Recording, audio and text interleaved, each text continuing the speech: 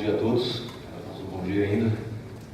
Gostaria de agradecer, né, a organização do evento, principalmente a professora Cristina Zakzeski pelo convite, pela oportunidade de participar. Gostaria de agradecer aos participantes aqui da mesa, o professor Edson, com sua simpatia, a professora Ela, o professor Germano, também o professor, que tem uma saída agora, o Paulo Jorge. Mas, bem, vou tentar retribuir a gentileza do Edson com a minha idade. Quando a gente vai chegando aos 40 anos de idade, essas referências de juventude realmente parecem bem a calhar, né? E vou retribuir a gentileza tentando ser bastante expedito. Né? Vai chegando meio-dia, a barriga vai roncando, então entrar de maneira mais direta. Estava com um trabalho aqui preparado, vou me ater a esse trabalho aí. Também por volta de meia hora, né? Um longo trabalho intrincado teoricamente, mas vou tentar reduzi-lo, né? Quem sabe conseguir fazer isso aí por 15 minutos e a gente consegue, pelo menos, bater os pontos principais. Fico muito tentado aqui, né, com os aspectos trazidos pelos dois professores anteriormente. Né? Todo esse processo de reforma da legislação em Portugal, da nova função da polícia que foi rearticulada a partir de 82, o que a professora ela vai trazer aí com relação às medidas alternativas, a apuração dos homicídios no Brasil, né? Fico satisfeito de saber que tem uma mesa amanhã que vai discutir isso, né? Teses das mais variadas para a gente poder tentar explicar isso, né? Pensar em 80% de atuação na Inglaterra, 65% nos Estados Unidos e, bom, pelo menos um artigo que eu li recentemente sobre as UPPs na New York Review of Books, falando que 5% no Brasil, certo? Então, claro, condições estruturais muito importantes e muita coisa para ser falada sobre o tema. Mas, né, de acordo com o que foi pedido pela professora Cristina, falar um pouco dos desafios. Ela me colocou para falar, né, dos desafios do sistema de justiça criminal brasileiro, que eu conheço alguma coisa, e do sistema português, que eu conheço, infelizmente, muito pouco. Conheço bastante a doutrina da dogmática portuguesa, né, o Jorge Figueiredo Dias, mesmo no Constitucional, essa inter-relação aí, claro, sempre Brasil e Portugal, né, os nossos laços de proximidade. Pensei que tem muito tentado aí ficar explorando, né, as matrizes, né, o Nilo Batista que gosta das matrizes ibéricas do sistema de justiça brasileiro, e falar, claro, né, coisa que ambos os palestrantes abordaram, sobre o sistema inquisitorial e acusatório. Eu fico tentadíssimo. Hoje no Brasil a gente já começa a ter gente falando com, né, a turma do sul do país começa já a falar: nosso sistema não é acusatório, nosso sistema é inquisitorial, ponto. Né? Se pegar o Salto Carvalho, pegar o Alvin Lopes Júnior, já vão estar veiculando isso com muita clareza. E eu ainda tenho que fazer uma coisa diferente deles, né? Falar: olha, nosso sistema é inquisitorial, e discordar um pouquinho, isso não é problema. Isso é simplesmente um modelo de racionalidade, de produção de prova, de como nós vamos gestar isso. Tá? Mas isso fica para uma outra oportunidade. Vou entrar, portanto, nos 3 desafios que eu quero trazer hoje aqui. O primeiro desafio, clarissimamente, algo candente no Brasil. Portugal escapa. Escapa e é interessante. Escapa indo na direção oposta a partir de 97. O Vacan, todos vocês devem conhecer, né, foi um dos responsáveis por trazer essa imagem na Europa de que a Europa iria a frangalhos com seu sistema de justiça criminal e a expansão da punição no continente. O último reunião da Sociedade Europeia de Criminologia foi exatamente detectar isso. O fracasso das previsões que falavam que seria um continente assoberbado por altos índices de aprisionamento, seguindo o modelo, portanto, americano. O Vacan, então, esse argumento cai, e agora ele vai caindo, teve agora no mês passado, né, exatamente no Brasil, divulgando esse mesmo argumento e falando da nossa realidade. Tem bastante interesse, claro, de pegar a aliança da fala dele e concordar, mas também de dizer, né, a ele que, olha, a sua análise é muito bem-vinda, mas ela é falha em uma série de elementos. Mas o ponto que ele aponta é exatamente esse. 2012, dezembro, 548 mil presos no Brasil, entre ponderados e provisórios. Certo? Esse desafio não dá para jogar debaixo do tapete. Se o nosso sistema de justiça criminal hoje passa por alguma coisa que precisa ser modelada de maneira profunda, é que nós saiamos da posição de quarto país que mais encarcera no mundo. As nossas taxas de encarceramento por 100 mil habitantes podem, ainda se afastar bastante da taxa americana aí de mais de 700 presos por 100 mil habitantes. Nós estamos caminhando muito rapidamente para ela. A gente está numa faixa hoje aí de 300 por 100 mil habitantes, com alguns determinados estados da federação trabalhando com 400. Então, claro, os dados que o Infopem levanta são muito importantes, para que a gente possa acompanhar essa trajetória. E com relação a essa trajetória, no caso brasileiro, além dos 548 presos, é a curva de expansão. Se a gente voltar, eu não vou voltar, tinha planejado voltar em 1934, o censo do Cândido Mendes vai elaborar da população condenada a trabalhar no Brasil. Não vou fazer isso, eu vou simplesmente pontuar aqui. Nós temos hoje 1.806 instituições de encarceramento no país, segundo esse levantamento do Infopem também.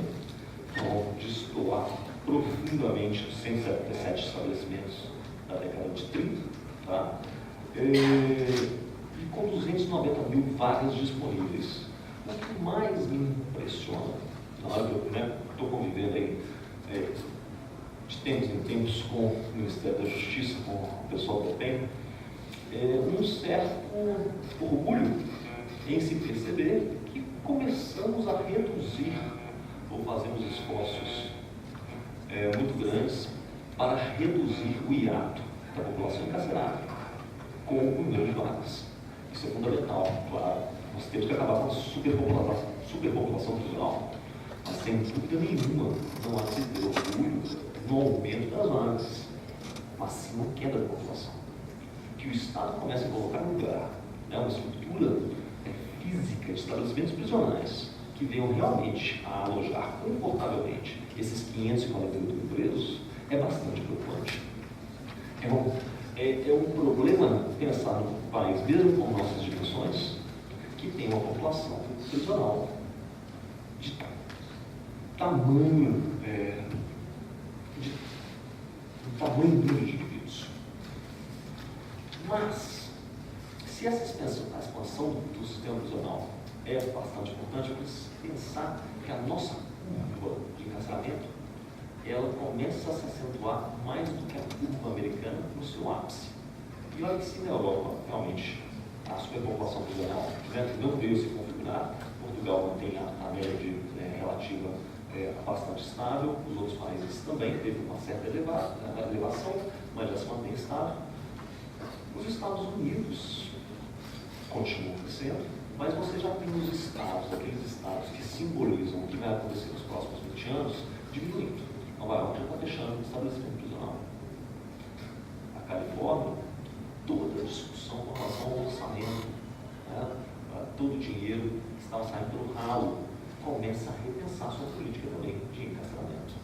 Então, muito provavelmente, os Estados Unidos vão alcançar o limite dos 2 milhões de pessoas atrás das grades e começa a descer. Mas um ponto que a professora tocou, e foi muito engraçado, porque a professora tocou está junto desse processo da expansão da população prisional. Ela, no primeiro momento, abordou o juizado especial criminal, falando dos problemas do juizado especial criminal. Mas, no segundo, tentando apontar as penas e medidas alternativas, os chamados PMAs, como uma forma de tirar a sobrecarga do sistema. E aí, eu volto para uma outra preocupação que ainda tem desse primeiro desafio, que é o Instituto da FGV de 2009. Para poder exatamente fazer o acompanhamento das penas e medidas alternativas. E a nossa população prisional subindo, e as penas e medidas alternativas, ao mesmo tempo, acompanhando esse crescimento.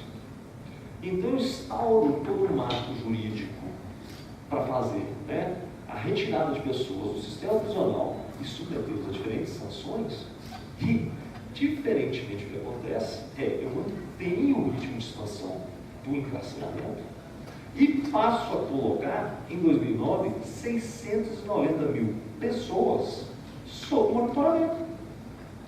Então, em vez de solucionar um problema de encarceramento, eu crio outro. Eu crio toda a estrutura agora, né? Todas as estados da federação aí tentando fazer os centros de acompanhamento das medidas alternativas da prisão, das penas alternativas da prisão. Quando, na verdade, isso não está, né, me dando apoio no encarceramento. Isso está simplesmente aumentando o público, né, a clientela penal. É aquilo que o Stanley Cohen chamava já na década de 80 de ampliação da rede. Eu começo a jogar a rede com o furinho menor e começo a pegar as peixes. Foi o que aconteceu com o Juizado Especial Criminal. Né? Hoje, você vai parar no Juizado Especial Criminal com ações que na década de 90, meu amigo, você chegava perante o delegado, o delegado falava, não fala mais isso não, nem pronto, acabou. A gente vai parar no Juizado Especial Criminal por contravenção. Coisa cuja eficácia na década de 90 já tinha acabado. E nós tivemos que se reacordar, portanto, né, das infrações de menor potencial ofensivo. Mas bem, um ponto interessante é pensar que essa maneira de mensuração desse problema todo é feita de forma estática. Os dados do DEPEN, o esforço do DEPEN, assim, tanto de a iniciativa de contabilizar e de racionalizar esse processo é algo inegável e digno dos mais valorosos elogios. Mas a gente está com, até 2012, pelo menos, um modelo estático. E esse modelo estático, na hora que eu falo 540 mil presos em dezembro de 2012, eu estou falando que determinado dia, em que foram lá e fizeram uma checagem de cabeças, tinha 548 presos. Mas ninguém está sabendo quantas pessoas efetivamente entraram no sistema prisional e saíram desse sistema no decurso de um ano. Eu receio que essa população, que tenha, portanto, sido privada de liberdade, vamos pegar, por exemplo, o ano de 2012, ultrapasse em muito esses 548 mil. Isso é simplesmente uma sombra daquilo que foi a população carcerária no decurso daquele ano. O número de indivíduos, né, que teve sua restrição de liberdade naquele determinado período. Óbvio, o Ministério da Justiça está voltando com o projeto, né, veio a lei agora, e foi lançado, se não me engano, mês passado, chamado não mais o Infopen, mas agora o Infopenas. É um sistema dinâmico. Esse é um sistema de acompanhamento que o CNJ está apoiando, que o Judiciário, a Polícia e o Ministério Público vão passar a ter, né, uma base de dados em que eles vão alimentar.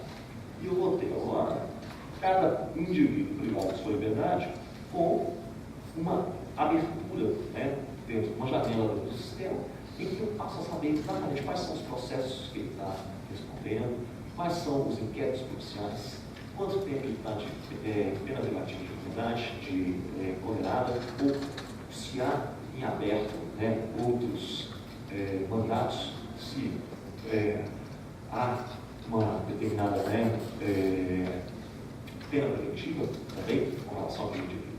Isso pode trazer, né, maior precisão com relação ao problema da população prisional, do sistema prisional do país.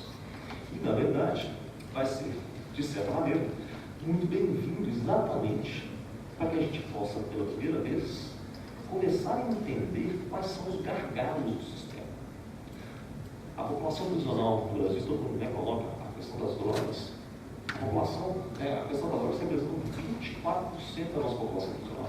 Se a gente tirar todo mundo que foi condenado, portanto, com infrações relacionadas à lei de drogas, ainda vai nos restar uma situação de intenso encarceramento em massa.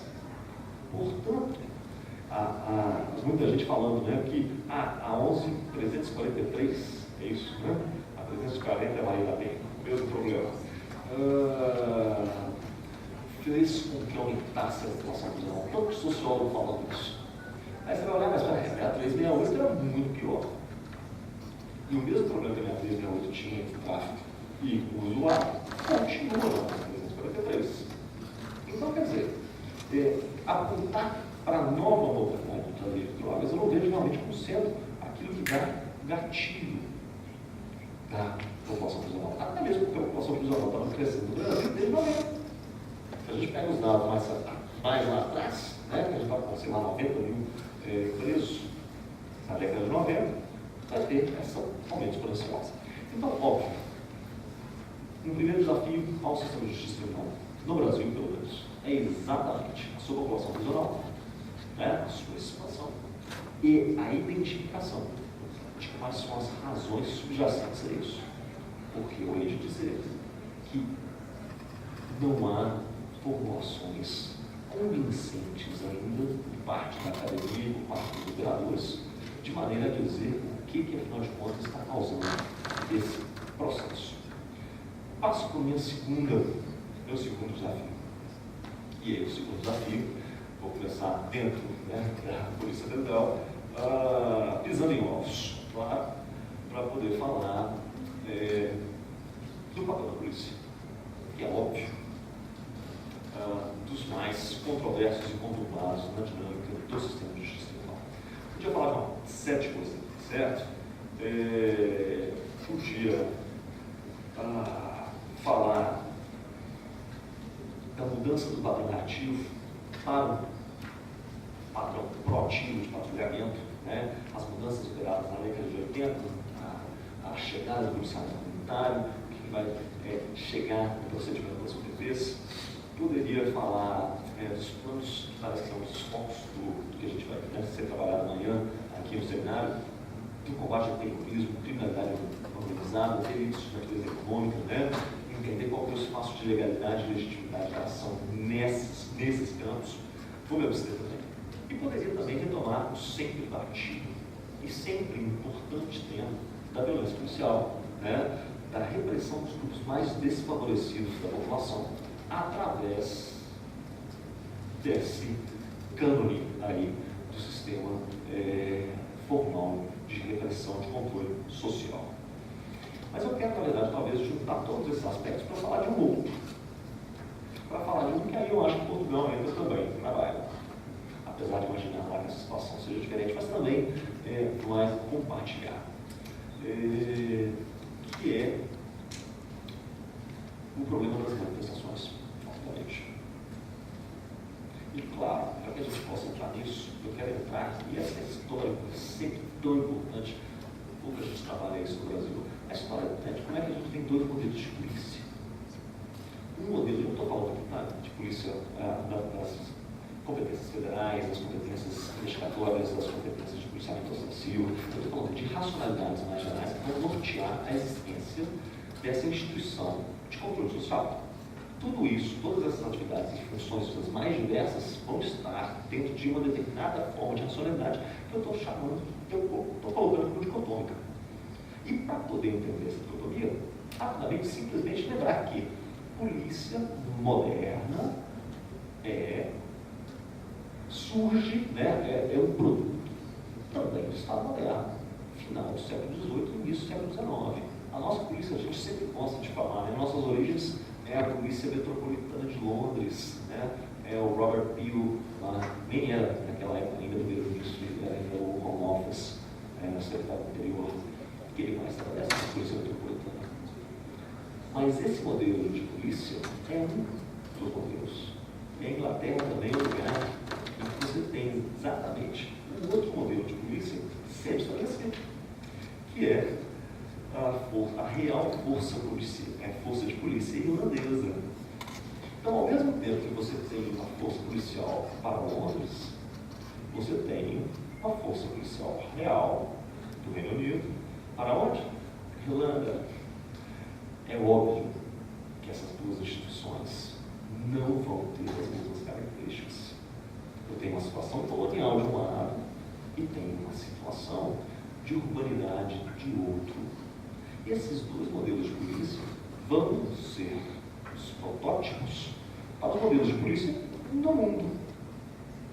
E bem, no primeiro modelo irlandês, cunho mais militarizado, a gente tem o controle do crime como valor predominante, segurança interna e trabalho de inteligência da polícia como sendo aspectos cruciais.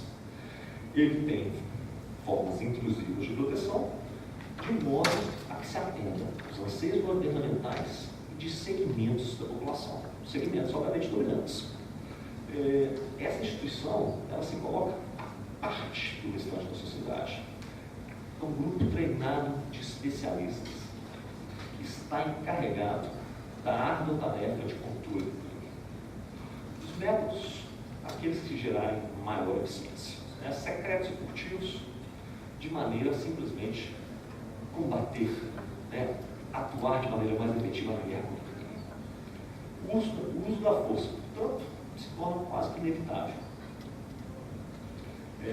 A gente tem, imaginar nas origens coloniais, então, aquela máxima da demonstração de virilidade aí, do combate a qualquer tipo de insurreição. No outro modelo, chamado modelo consensual, os valores são obviamente distintos. A gente vai ter manutenção da paz, respeito ao devido processo legal e respeito aos direitos humanos. Não temos tanta pressão político-partidária, e a gente tem uma governança mais descentralizada e mais difusa. O Estado de Direito, respeito ao princípio da legalidade e a responsabilidade perante a comunidade são os aspectos mais importantes desse tipo de polícia. Aquilo que se coloca, é um cidadão de uniforme. O policial não é o outro, é um de nós. Claro que nesse caso, o uso de armas e de força tem que ser mínimo, como último recurso. Os métodos são sempre transparentes e públicos, e mais do que isso, negociados com a própria comunidade, da qual a polícia faz parte, que a polícia tem que, de certa maneira, atuar onde a polícia deve atuar. Óbvio, em linhas gerais, claro, estou trabalhando aqui com tipos ideais. Um modelo é uma sociedade democrática, um modelo é uma sociedade dividida e excludente. Mas são tipos ideais. O tipo ideal nunca a gente tem fineza das contradições da prática. Tá? Mas, se a gente pensar em termos de aproximação de tipo ideal, qual modelo que será que a gente adota no Brasil? A gente gostaria de pensar que é democrático, Eu tenho para dizer que, infelizmente, nosso modelo é realmente colonial ou excludente. O ponto, e aí sim, a gente tem a própria herança militarizada da nossa polícia, deixa isso bastante claro, certo? Mas o que me interessa dizer não discutir exatamente esse problema do Brasil. Isso é um problema bom, a gente tem que mudar isso. Toda tentativa de reforma da polícia, aí passar meu amigo do casaco de general aí, tentando fazer a desconstitucionalização daqueles preceitos lá da polícia, e para poder fazer com que essa competência seja gerida de outra forma, e não vai conseguir fazer esse acordo entre os estados da federação, para afinal de contas, ter uma nova, novo modelo, muitas tentativas, iniciativas locais, regionais, estaduais, para poder fazer com que a polícia se torne realmente mais democrática no Brasil. Mas o ponto não é esse. O ponto que eu quero pensar é o ponto que se dá frente aos distúrbios. O Getúlio de Souza Santos, eu estou cada vez mais em social do que jurista, apesar do último ano ter retornado no campo do direito, voltado a ser professor de direito. Mas o governo de Souza Santos está falando que a gente está numa guerra civil de baixa intensidade. Eu não sei se vou concordar, na maioria das vezes eu discordo com o governo, mas bem. Há, sem dúvida nenhuma, dentro das nossas sociedades ocidentais, e não só ocidentais, mas contemporâneas, democráticas contemporâneas, uma situação muito grave de descontentamento, de insatisfação com a forma pela qual a nossa sociedade é gerida. As manifestações de junho para cá têm claramente demonstrado isso no Brasil. Pensar o movimento dos indignados em Portugal. Não é o 15M, não é o 15 de outubro, se não me engano. Portugal está sofrendo um profundo processo de erosão das suas garantias de bem-estar social. O professor citou aí aqueles de 45 a 50 anos que se encontram hoje desempregados. A chance deles realmente retomarem algum lugar no mercado de trabalho são sombrias. Por mais que a Península Ibérica comece a sair da recessão desse último ano. Mas então, qual que é o papel da polícia nisso aí? Então, vou falar com meus alunos de direito penal, a gente vai jogar para o marco, olha, quando a gente faz uma determinada infração penal, quando a gente atenta contra a integridade física de um determinado indivíduo, olha, a gente pode ter uma causa de justificação. A gente vai trabalhar com o estrito cumprimento da legalidade, do dever legal que se impõe, estado de necessidade e legítima defesa. Ponto. Mas não é disso que eu estou falando. Não é essa a minha preocupação. Saber como é que eu vou caracterizar então os limites através de um recurso dogmático. É tentar pensar, na verdade, como é que a polícia pode ter um papel muito mais interessante para nós com isso. Porque mesmo nos países das democracias ocidentais, na hora que vai tratar de manifestação, eles deixam o modelo consensual. É a exceção da regra. A repressão, imagina, os summits do G8, por exemplo. Pensar, foi em 1990, quando o italiano morreu na Suíça, nas manifestações na Suíça. Aí já na estrutura dos black blocs, nós estamos discutindo para todos os lugares, mas a atuação daquela polícia, a polícia de um país altamente democrático, de um país altamente integrado, passa a ser de extrema repressão. Eu já estou nos 5 minutos para os 30, pelo amor de Deus. Vou falar assim, eu prometi uma coisa e entreguei outra. Mas bem, pensar, portanto, a configuração da polícia para uma situação em que ela possa permitir, na verdade, a expressão de anseios democráticos, diferentemente de coibir esses mesmos anseios. E talvez tentar encontrar uma estrutura em que você não se veja em contraposição a quem? Aos seus colegas cidadãos. Quer dizer que nós estamos, óbvio, a mídia, a criminalização da mídia está falando de baderna. Não quer dizer que nós estamos simplesmente coadunando baderna, não é isso. Isso talvez realmente possa falar de necessidade de legítima defesa, sem problema nenhum. Mas pensar a repressão simplesmente como um movimento excepcional. Bom, por fim, só um último elemento para poder fechar, então, que seria algo que, na verdade, para mim, é a menina dos olhos. A menina dos olhos, que seria a questão da gerência de informação no sistema de justiça criminal. Aquilo que o Infopena está colocando lá, e que a gente vai perceber em todas as instituições. Como é que cada vez mais a informação é gerida de maneira a tornar mais eficiente esse sistema. Então, a gente tem uma tese nos Estados Unidos da década de 90 da nova pedagogia, cálculos atuariais, perfis de risco para identificação, afinal de contas, dos infratores e quais são as medidas que o sistema penal tem que tomar com relação a esses infratores. Claro, isso foi incorporado no Brasil.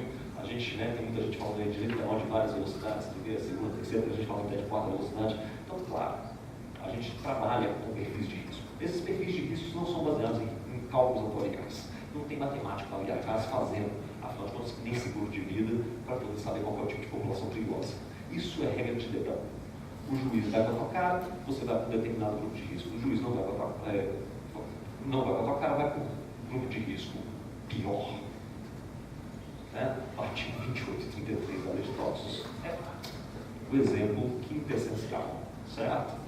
O juiz chegou, olhou para você, você é um bom menino, ele achou você um bom menino, taca no 28, achou você um bom menino, taca no 33, e meu caro, não queiram saber das diferenças de consequências, certo?